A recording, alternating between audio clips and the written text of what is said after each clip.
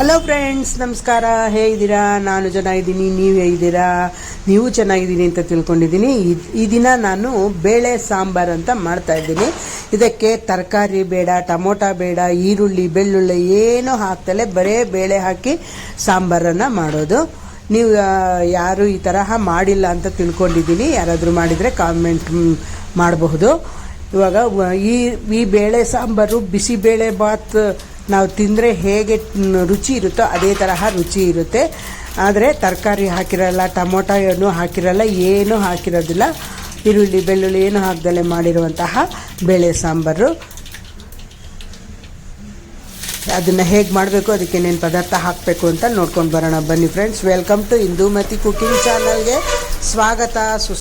ಇವಾಗ ಒಲೆ ಮೇಲೆ ಕುಕ್ಕರ್ ಇಟ್ಬಿಟ್ಟು ಅದಕ್ಕೆ 1.5 ಲೋಟದಷ್ಟು ನೀರನ್ನು ಹಾಕಿದ್ದೀನಿ. ನೀವು ಸಾಂಬಾರಿಗೆ ಎಷ್ಟು ಬೇಳೆ ಹಾಕ್ತೀರೋ ಅಷ್ಟು ಹಾಕ್ಕೊಳ್ಳಿ. ನಾನು ಸ್ವಲ್ಪನೇ ಸಾಂಬಾರು ಮಾಡೋದ್ರಿಂದ ಸ್ವಲ್ಪನೇ ನೀರು ಹಾಕ್ತಾಯಿದ್ದೀನಿ. 1.5 ಲೋಟದಷ್ಟು ನೀರು ಹಾಕಿದ್ದೀನಿ.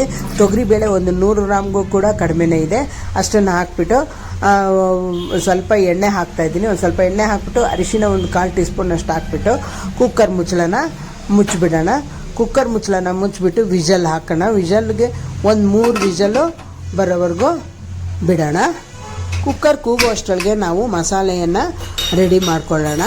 ಮಸಾಲೆಯನ್ನು ರೆಡಿ ಮಾಡ್ಕೊಳ್ಳೋದಕ್ಕೆ ಒಲೆ ಮೇಲೆ ಬಾಣಲಿ ಇಡಬೇಕು. ಒಲೆ ಮೇಲೆ ಬಾಣಲಿ ಇಟ್ಬಿಟ್ಟು 2 ಟೀ ಸ್ಪೂನ್ನಷ್ಟು ಕಡಲೆಬೇಳೆಯನ್ನು ಹಾಕಿ ಹುರ್ಕೊಳ್ಳೋಣ. ಸಣ್ಣ ಊರಿನಲ್ಲಿ ಹುರ್ಕೋಬೇಕಾಗುತ್ತೆ, ಅದು ಬೇಗ ಸೀದೋಗುತ್ತೆ. ಯಾಕೆಂದರೆ ಸ್ವಲ್ಪ ಬೇಳೆ ಹಾಕಿರೋದು ಬಾಣಲಿ ಕೂಡ ಸೀದೋಗುತ್ತೆ. ಅದಕ್ಕೆ 1-2 ಟೀ ಸ್ಪೂನ್ನಷ್ಟು ಹಾಕಿಬಿಟ್ಟು ಅದನ್ನು ಇವಾಗ ಹುರಿದಿರೋದಾಗುತ್ತೆ. ಗಮ್ಮಂತ ವಾಸನೆ ಬಂದು ಕೆಂಪಾಗುತ್ತೆ, ಅಲ್ಲಿವರೆಗೂ ಹುರ್ಕೋಬೇಕು. ಇವಾಗ ಅದು ಹುರಿದಿರೋದಾಗಿದೆ. ಅದನ್ನು ಒಂದು ತಟ್ಟೆಗೆ ಹಾಕ್ಬಿಡೋಣ. ತಟ್ಟೆಗೆ ಹಾಕ್ಬಿಟ್ಟು ಅದು ಉದ್ದಿನಬೇಳೆ ಕೂಡೆಯನ್ನು 1-2 ಟೀ ಸ್ಪೂನ್ನಷ್ಟು ಹಾಕ್ಕೊಂಡು ಅದು ಹುರಿಬೇಕು. ಕಡಲೆಬೇಳೆ ಎಷ್ಟು ಹಾಕಿರ್ತೀವೋ ಅಷ್ಟೇ ಉದ್ದಿನಬೇಳೆನೂ ಹಾಕಿ ಹುರ್ಕೋಬೇಕು. ಇದು ಕೂಡ ಸಣ್ಣ ಊರಿನಲ್ಲಿ ಹುರಿಬೇಕು. ಬಾಣಲಿ ತುಂಬ ಬಿಸಿಯಾಗೋಗಿರುತ್ತಲ್ಲ, ಅದಕ್ಕೆ ಬೇಗನೆ ಹುರಿದೋಗುತ್ತೆ, ಅದು ಬೇಗ ಸೀದೋಗುತ್ತೆ. ಇವಾಗ ಹುರಿದಿರೋದಾಗಿದೆ. ಅದನ್ನು ಕೂಡ ಆ ತಟ್ಟೆಗೆ ಹಾಕ್ಬಿಡ್ತಾಯಿದ್ದೀನಿ. ಹಾಕ್ಬಿಟ್ಟು 3 ಬ್ಯಾಡಗಿ ಮೆಣಸಿನ್ಕಾಯಿ ಮತ್ತು ಖಾರದ ಮೆಣಸಿನ್ಕಾಯಿ 3, ಮರಾಠಿ ಮೊಗ್ಗು 1, 3 ಲವಂಗ, ಚಕ್ಕೆ ಪೀಸು ಸ್ವಲ್ಪ ಹಾಕ್ಬಿಟ್ಟು ಚೂರು ಎಣ್ಣೆ ಹಾಕೋಣ. ಚೂರು ಸ್ವಲ್ಪ ಎಣ್ಣೆ ಹಾಕ್ಬಿಟ್ಟು ಹುರ್ಕೊಂಡ್ಬಿಡೋಣ. ಅದು ಬೇಗನೆ ಹುರಿದೋಗುತ್ತೆ. ಇದು ಕೂಡ ಬೇಗ ಹುರಿದೋಗುತ್ತೆ, ಯಾಕೆಂದರೆ ಬಾಂಡಿ ತುಂಬ ಬಿಸಿ ಆಗೋಗಿರುತ್ತಲ್ಲ, ಅದಕ್ಕೆ ಬೇಗನೆ ಹುರಿದೋಗುತ್ತೆ. 1-2 ನಿಮಿಷ ಫ್ರೈ ಮಾಡಿಕೊಂಡ್ರೆ ಸಾಕು.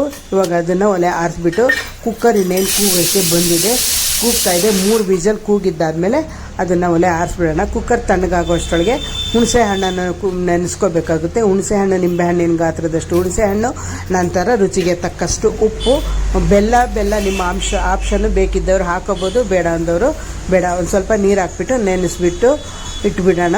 ಒಂದು ಪ್ಲೇಟ್ ಮುಚ್ಚಿಬಿಟ್ಟು ಒಂದು ಪಕ್ಕಕ್ಕೆ ಇಟ್ಕೊಂಡ್ಬಿಡೋಣ. ಇವಾಗ ಮಸಾಲೆಯನ್ನು ಮಿಕ್ಸಿಗೆ ಹಾಕ್ಕೊಂಡು ಬಂದುಬಿಡೋಣ. ಹುರಿದಿರುವಂತಹ ಧನಿಯಾ, ಜೀರಿಗೆ, ಮೆಣಸು, ಮೆಂತ್ಯ ಇವೆಲ್ಲ ಹಾಕಿ ನಾವು ಹುರಿದು ಇಟ್ಕೊಂಡಿರ್ತೀವಿ. ಅದನ್ನು 1.5 ಟೀ ಸ್ಪೂನ್ನಷ್ಟು ಅದನ್ನು ಹಾಕ್ತಾಯಿದ್ದೀನಿ. ನಂತರ ಕಡಲೆಬೇಳೆ, ಉದ್ದಿನಬೇಳೆ ಹುರಿದಿರೋದು ತಣ್ಣಗಾಗಿದೆ, ಅದನ್ನು ಕೂಡ ಹಾಕ್ತಾಯಿದ್ದೀನಿ. ನಂತರ ಮೆಣಸಿನ್ಕಾಯಿ ತಣ್ಣಗಾಗಿದೆ, ಅದನ್ನು ಕೂಡ ಹಾಕ್ಬಿಟ್ಟು ಮರಾಠಿ ಮೊಗ್ಗು, ಲವಂಗ, ಚಕ್ಕೆ ಪೀಸು ಉದ್ದಿದ್ದಲ್ಲ ಅದನ್ನು ಕೂಡ ಹಾಕ್ಬಿಟ್ಟು ನಂತರ ಕೊಬ್ಬರಿಯನ್ನು ಹಾಕಬೇಕು. ಕೊಬ್ಬರಿ ನಿಮ್ಮ ಆಪ್ಷನ್ ಎಷ್ಟು ಬೇಕೋ ಅಷ್ಟು ಹಾಕೋಬೋದು. ನಾನು ಸ್ವಲ್ಪನೇ ಕೊಬ್ಬರಿ ಹಾಕ್ತಾಯಿದ್ದೀನಿ. ಹಾಕ್ಬಿಟ್ಟು ಮಿಕ್ಸಿಗೆ ಹಾಕ್ಕೊಂಡು ಬಂದುಬಿಡೋಣ. ಅದನ್ನು ಮಿಕ್ಸಿಗೆ ಹಾಕ್ಕೊಂಡು ಬಂದುಬಿಟ್ಟು ಅಷ್ಟರೊಳಗೆ ಕುಕ್ಕರು ತಣ್ಣಗಾಗಿದೆ. ನೋಡಿ ಇವಾಗ ಹೆಂಗೆ ಬೆಂದಿದೆ ಅಂತ ನೋಡೋಣ. ಇದು ಚೆನ್ನಾಗಿ ಬಂದಿದೆ ನೋಡಿ. ಇವಾಗ ಬೇಳೆ ಬೆಂದಿದೆ. ಇವಾಗ ಅದನ್ನು ಒಂದು ಬಟ್ಲಿಗೆ ಹಾಕ್ಬಿಡೋಣ. ಒಂದು ಬೇಳೆನ ಸ್ವಲ್ಪ ಸ್ಮ್ಯಾಶ್ ಮಾಡ್ಕೊಂಬಿಡೋಣ. ಸ್ಮ್ಯಾಶ್ ಮಾಡ್ಕೊಂಡ್ಬಿಟ್ಟು ಎಲ್ಲ ಒಂದು ಬಟ್ಲಿಗೆ ಹಾಕ್ಬಿಡೋಣ. ಒಂದು ಬಟ್ಲಿಗೆ ಹಾಕ್ಬಿಟ್ಟು ಇದನ್ನು ಚೆನ್ನಾಗಿ ಮರಳೋವರೆಗೂ ಬಿಡಬೇಕಾಗುತ್ತೆ. ಅಷ್ಟರೊಳಗೆ ಹುಣಸೆ ಹಣ್ಣು ನೆನೆಸಿ ಇಟ್ಕೊಂಡಿರೋದನ್ನು ಕಿವುಚಿ ಹಾಕ್ಕೊಂಬಿಡೋಣ. ಇವಾಗ ಮಿಕ್ಸಿಗೆ ಕೂಡ ಹಾಕ್ಕೊಂಡು ಬಂದಿರೋದಾಗಿದೆ. ಅದನ್ನು ಇವಾಗ ಹುಣಸೆ ಹಣ್ಣು ಅಕಸ್ಮಾತ್ ನಾವು ನೆನೆದಲ್ಲೇ ಮರೆತೋಗಿದ್ರೆ, ಬೇಗ ನೆನೆದೆಲೆ ಇದ್ದರೆ ನಾವು ಈ ಥರ ಬೇಳೆ ಬೇಯಿಸಿರ್ತೀವಲ್ಲ, ಆ ನೀರನ್ನು ಹಾಕ್ಕೊಂಡು ಒಂದು ಸೆಕೆಂಡ್ ಬಿಟ್ಬಿಟ್ಟು ಆ ನೀರನ್ನು ಬಗ್ಗಿಸ್ಬಿಟ್ಟು ಮಾಮೂಲಿ ನೀರು ಹಾಕ್ಕೊಂಡು ಹುಣಸೆ ಹಣ್ಣು ಕಿವುಚಿದ್ರೆ ಬೇಗ ನೆನೆಯುತ್ತೆ. ಅದನ್ನು ಕಿವುಚೋದಕ್ಕೂ ಸುಲಭ ಆಗುತ್ತೆ. ಇವಾಗ ಅದನ್ನು ನೀರು ಹಾಕ್ಬಿಟ್ಟು ಕಿವುಚ್ತಾಯಿದ್ದೀನಿ. ಕಿವುಚ್ಬಿಟ್ಟು ಮಿಕ್ಸಿ ಜಾರ್ನೊಳಗೆ ಅದನ್ನು ಕೂಡ ಹಾಕ್ಬಿಡೋಣ. ಕಿವುಚಿದ್ದಾದಮೇಲೆ ಮಿಕ್ಸಿ ಜಾರ್ನೊಳಗೆ ಹಾಕ್ಬಿಡೋಣ. ಮಿಕ್ಸಿ ಜಾರ್ನೊಳಗೆ ಹಾಕ್ಬಿಟ್ಟು ಎಲ್ಲ ಚೆನ್ನಾಗಿ ಮಿಕ್ಸ್ ಮಾಡಿಬಿಟ್ಟು ಹಾಕಿದ್ರೆ ಗಂಟಿರೋದಿಲ್ಲ. ಇಲ್ಲಾಂದರೆ ಹಾಗೆ ಹಾಕಿದೆ ಅಂದರೆ ಅದು ಗಂಟಾಗಿ ಆಗೋಗುತ್ತೆ. ಮಿಕ್ಸಿ ಜಾರ್ ಮುಚ್ಚಳಕ್ಕೆ ಕೂಡ ಸ್ವಲ್ಪ ನೀರು ಹಾಕ್ಬಿಟ್ಟು ಅದನ್ನು ಕೂಡ ತೊಳೆದುಬಿಟ್ಟು ಅದನ್ನು ಕೂಡ ಮಿಕ್ಸಿ ಜಾರ್ನೊಳಗೆ ಹಾಕ್ಬಿಟ್ಟು ಎಲ್ಲನೂ ಇವಾಗ ಬೇಳೆ ಬೇಯ್ತಾ ಇರುತ್ತಲ್ಲ, ಬೇಳೆ ಬೇಯ್ತಾ ಇರೋದಕ್ಕೆ ಇದನ್ನು ರುಬ್ಬಿರೋ ಖಾರನ ಹಾಕ್ತಾಯಿದ್ದೀನಿ. ರುಬ್ಬಿರೋ ಖಾರ ಹಾಕ್ಬಿಟ್ಟು ಇನ್ನೊಂದು ಸ್ವಲ್ಪ ನೀರು ಹಾಕ್ಬಿಟ್ಟು ಆ ಮಿಕ್ಸಿ ಜಾರ್ ತೊಳೆದ್ಬಿಟ್ಟು ಚೆನ್ನಾಗಿ ಆ ನೀರನ್ನು ಕೂಡ ಹಾಕೋಣ. ಇವಾಗ ಹಾಕ್ಬಿಟ್ಟು ಒಂದು ಸ್ವಲ್ಪ ಕೈ ಆಡಿಸ್ಬಿಡೋಣ. ಸೌಟ್ ತಗೊಂಡು ಕೈ ಆಡಿಸ್ಬಿಡೋಣ. ಕೈ ಆಡಿಸ್ಬಿಟ್ಟು ಅದಕ್ಕೆ ನೀರು ತುಂಬಾ ಹಿಡಿಯುತ್ತೆ. ಯಾಕೆಂದರೆ ಉದ್ದಿನಬೇಳೆ ಕಡಲೆಬೇಳೆ ಎರಡೂ ಹುರಿದು ಹಾಕಿರೋದ್ರಿಂದ ಅದು ಸ್ವಲ್ಪ ಗಟ್ಟಿ ಬರುತ್ತೆ. ಅದಕ್ಕೋಸ್ಕರ ಇವಾಗ ನೀರು ಜಾಸ್ತಿನೇ ಹಾಕಬೇಕು. ಮರಳ್ತಾ ತಣ್ಣಗಾದ್ಮೇಲೆ ಅದು ಗಟ್ಟಿ ಆಗೋಗುತ್ತೆ. ಇವಾಗ ನೋಡಿಬಿಟ್ಟು ನಮಗೆ ಎಷ್ಟು ಪ್ರಮಾಣದಲ್ಲಿ ನೀರು ಬೇಕಾಗುತ್ತೋ ಅಷ್ಟು ನೋಡಿಕೊಂಡು ನಾವು ಹಾಕ್ಕೊಳ್ಳೋಣ. ಇವಾಗ ಅದು ನೋಡಿ ಚೆನ್ನಾಗಿ ಮರಳ್ತಾ ಇದೆ. ಆ ಕಡೆ ಒಗ್ಗರಣೆಗೆ ಹಾಕ್ತಾಯಿದ್ದೀನಿ. ಒಗ್ಗರಣೆಗೆ ಎಣ್ಣೆ ಹಾಕಿಬಿಟ್ಟು ಸಾಸಿವೆ ಕಾಳು ಹಾಕಿದ್ದೀನಿ. ಅದು ಪಟ್ಪಟ ಅಂತ ಸಿಡಿತಾ ಇದೆ. ಕರ್ಬೇವಿನ ಸೊಪ್ಪನ್ನು ಹಾಕ್ಬಿಟ್ಟು ಅದು ಕರ್ಬೇವಿನ ಸೊಪ್ಪು ಒಂದು ಸೆಕೆಂಡ್ ಫ್ರೈ ಆದಮೇಲೆ ಈ ಮರಳ್ತಾ ಇರುವಂತಹ ಸಾಂಬಾರಿಗೆ ಇದು ಒಗ್ಗರಣೆಯನ್ನು ಹಾಕಿದ್ರೆ ಬೇಳೆ ಹುಳಿ ರೆಡಿ.